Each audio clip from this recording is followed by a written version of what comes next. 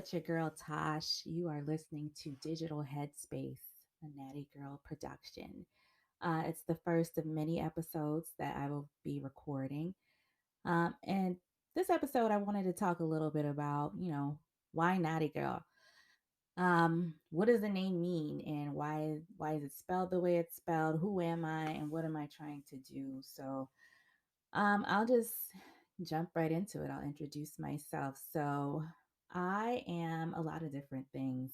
I'm diverse. I'm Black. I'm Afro Caribbean. I'm an aspiring author. I'm a military brat. I'm an MS warrior, meaning I live and thrive with multiple sclerosis. So, we'll jump into that a little bit in following episodes. Um, and I'm a millennial. So I just really think that, I want my voice heard. And hopefully you guys enjoy what I have to say. So we'll branch out into many directions, but this episode will just explain what Natty Gyal Productions is. So if you're a little confused, Natty Gyal. Natty Gyal is not pronounced how it's spelled. It's spelled Nattygyal. The Y is thrown in there for some Caribbean flair. If you're wondering why, so my name is Natasha, and my aunt used to call me Natty, to be exact. And so I thought it'd be great to just bring that bit of family, family history or family name with me, my nickname with me, just to show that it's a little diverse. And gal, well, as you can see, we're Caribbean, so gal can be spelled Gyal as well. So you throw that in the mix and you got Natty Gyal. But deeper than that, who is Natty Gyal? Who is a Natty Girl? So a Natty Girl is a woman who has a voice. Um, it's a little bit deeper than that. So if you look at the history of the word black, if you look in the dictionary, there's all kinds of negative things associated with the word black. Um, Sinister, deception, and things of that nature. But I wanted to use this platform to use my voice to, just change that. If you look at articles as well with African American girls, um, a lot of studies show that African American girls or children are viewed as being a lot older than they are, and they can be associated with being too sassy or just any list of negative character complexes. So, but as some of you know, I would like to focus on the fact that Black people have a history of taking things that are meant for bad or negative things that are associated with us and flipping it for our good. So that's the word naughty, spelled Natty. Hopefully, you guys appreciate that. And like I said, Gal is the Caribbean portion of my heritage, so we'll dip into it a little bit of that later. And this is my platform. So just to go back into history and explain where I came from. So I always wanted to be a writer. I think I was like 12 years old, listening to hip hop in my room. I had the tape decks going, and my dad bought me this huge sound system. It was like a tape deck, one of those big receivers, um, and then a six CD changer, if you're old enough to remember what that looks like. And it took up about a foot and a half by foot and a half space in my room. It was very heavy, and he bought me these big infinity speakers. And if you're old enough to remember that, they were like, I don't know, 2.5 feet tall and maybe like a foot wide. And I shoved those things in my room. They did not fit, but I made them fit. And I would listen to the radio, call in and request the song just so I could record it. I would like record songs and make copies and sell mixtapes at school. Be like, what do you want? Tell me what you want. I'll make it for you. And so I just knew early on I had a love for music. I had a love for hip hop. I had a love for spoken word. And, I figured in my mind, it developed into, okay, well, I love this. So I want to do it as a career, right? And so I have Caribbean parents, and that's a major factor in this conversation. So one day I go to my mom And my mom and my dad, I can't remember which one was first. And I say, hey, you know what I want to do? I want to be a journalist. And then I'm remembering now is my father. And he didn't say anything at first, and he kind of sat on it for, about a week. Now, mind you, my father is a retired command sergeant major in the Army. He's very serious and very to the point. So just keep that in mind. And then he came back to me out of the blue. I thought he forgot about it, but he didn't. And he's like, no daughter of mine is going to be getting anybody's coffee and donuts. And I was like, okay. He's like, be an engineer, because I was in all these advanced math classes, like abstract math, and I was doing really well. And I was like, okay, I was very discouraged, but it still didn't take the passion fire out of me for, hip hop, spoken word. I still wrote my poetry. I still pursued it a little bit. So in high school, I was the music editor for a local hip hop magazine, and it was called In Your Face, and it had like, I don't know, maybe 3 issues before the funding got cut. But I thought I was on like cloud nine. I was like doing case studies of, a 3 album case study of Outcast, and interviewing up and coming artists at local music events. So I was on it, and my parents, they were just kind of like, I hope she grows out of this. So I went through a phase where I kind of did, air quotes, grow out of it. I stopped focusing on it. Maybe I didn't grow out of it. I just stopped giving it as much attention. So I went to college. I became an engineer, not by trade, by degree. I got a good job, air quotes, good job, whatever that means to you. And I just spent like 10 years after graduation doing that. Um, And then recently, I've been more focused and conscious about not ignoring my voice, not ignoring my passions. I've been meditating more, and I realized, my left brain and my right brain are on point, and I need to not ignore that. So I'm analytical, I'm logical. I can put together a business case if you want me to. I got you in corporate America. But I also have another side of me that is just dying to tell a story, dying to connect um, the virtues of, like I said, poetry, spoken word, hip hop, writing, being an author, be it fiction or nonfiction. I'm willing to explore all of that. So I'm very excited about my journey. And I would encourage you, if you have something that you're very passionate about, don't forget that.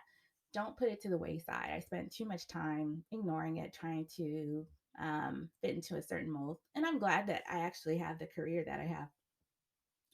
But you got to do both. You can't just forget what your passion is. Otherwise, you're just going to work and, collect the money, which is not why. I don't think we're created just to do that. I think we're more complex beings, and I think we're here for a purpose, to learn, to teach each other, to grow, to love, and experience all the wonderful things that life has to offer. So just keep that in mind.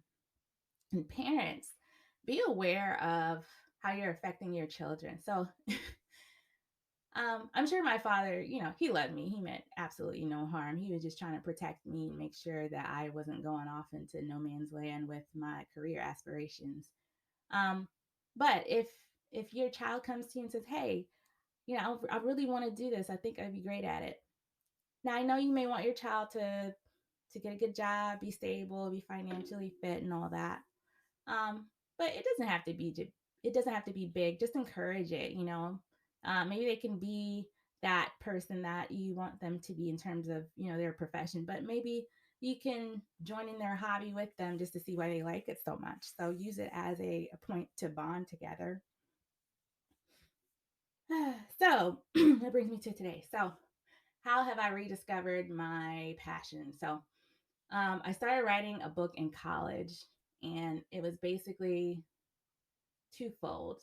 One purpose was to just get everything out that I had been holding in for the longest time.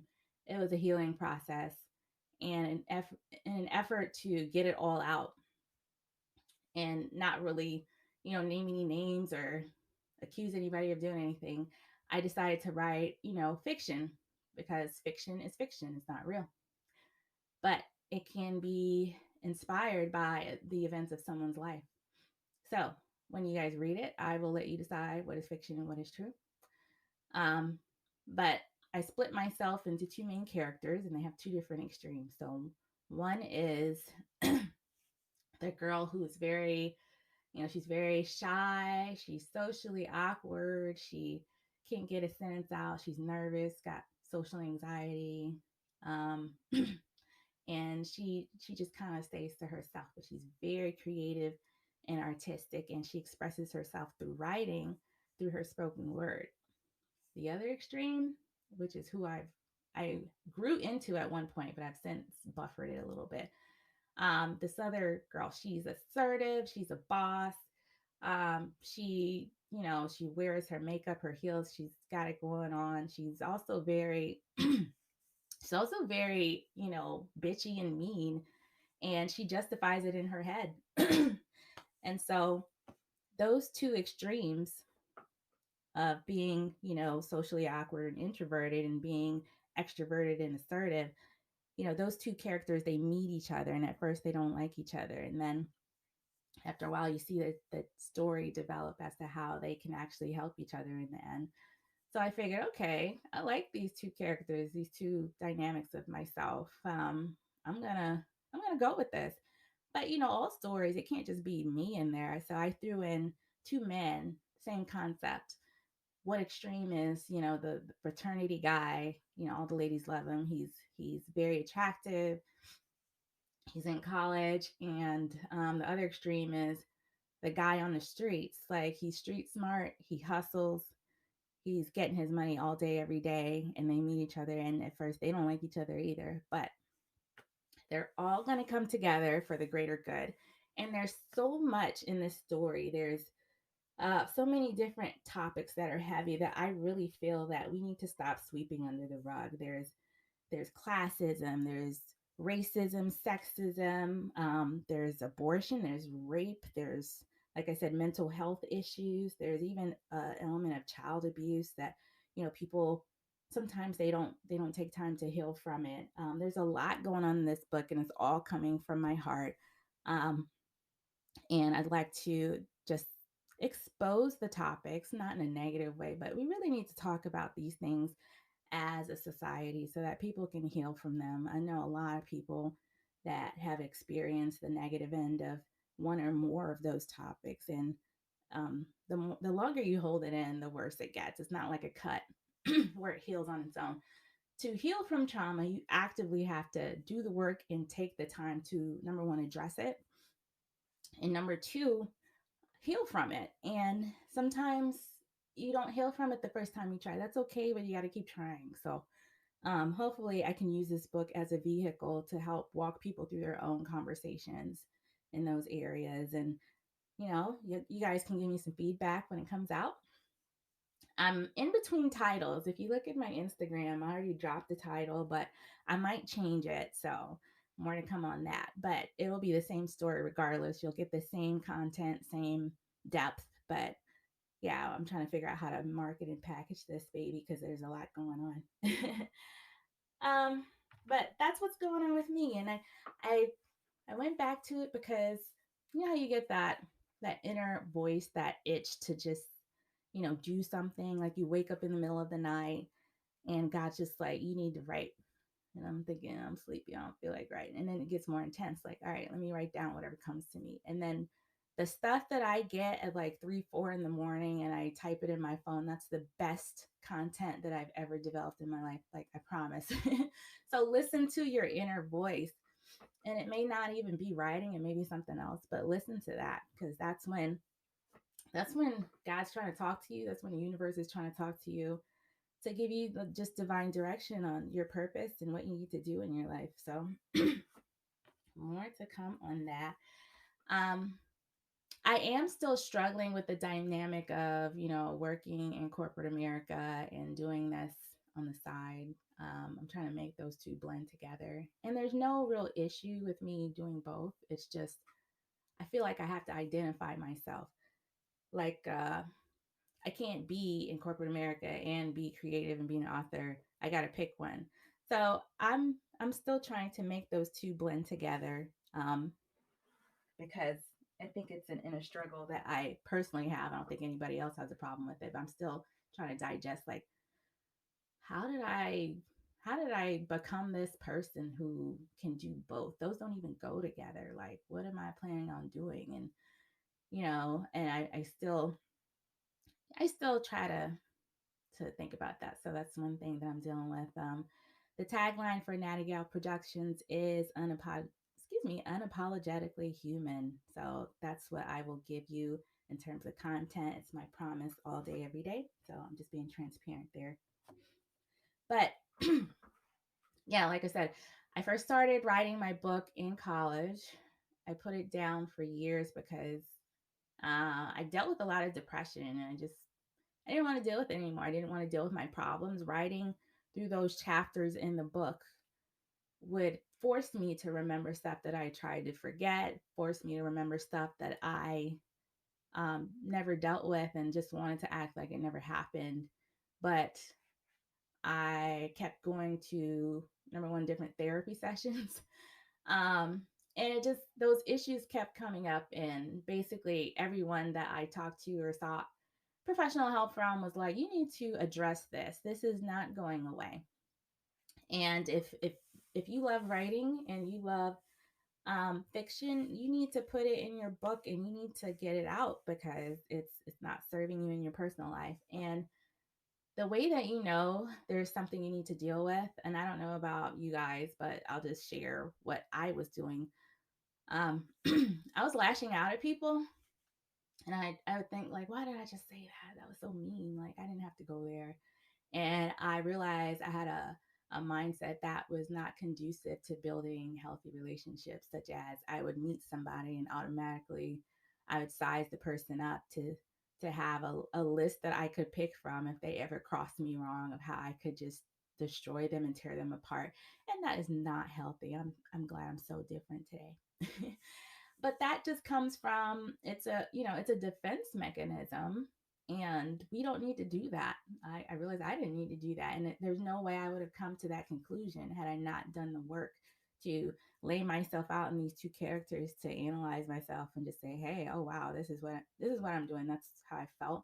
This is why I was doing it. And it's fun as an author to just take those two characters that I've created and mold them and just kind of play around with it, like, all right, so that's where we're at, that's what happened, but now I'm going to use this for the greater good and add a moral to the story. I'm going to do this, I'm going to do that, this person's going to meet that person, this personality trait will change, things like that. So no need for you guys to go through all of this all the damage I went through with damaging relationships and really hurting other people's feelings. If you can get this advice and not have to go down that path, that's just one less person's feelings hurt. So it's an everyday struggle, but I'm, like I said, I'm just being transparent, being human, and hopefully you guys get something from this. Once I firm up the name, I will certainly drop the name in one of my podcasts and let you guys know. I will also drop the website as well. I'm in between phases for that too, steadily working on it. But I guess the moral of the story is today, um, don't forget your passion. You can turn your passion into a side hustle, and you don't have to give up who you are today if you want to focus on that passion and side hustle. And it doesn't make you a bad person. You're just you're eclectic. So shout out to my eclectic people out there who have more than one talent. And that is the first Natty Gyal podcast. Thank you for joining. And my goal is to release these once a week. If you like what you heard, you can email me.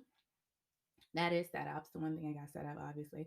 Natty Gyal at gmail.com. So Natty, sorry, Natty Gyal Productions. NattyGyal Productions at gmail.com. I'd love to hear from you. And until next time, stay safe. Thanks. Bye.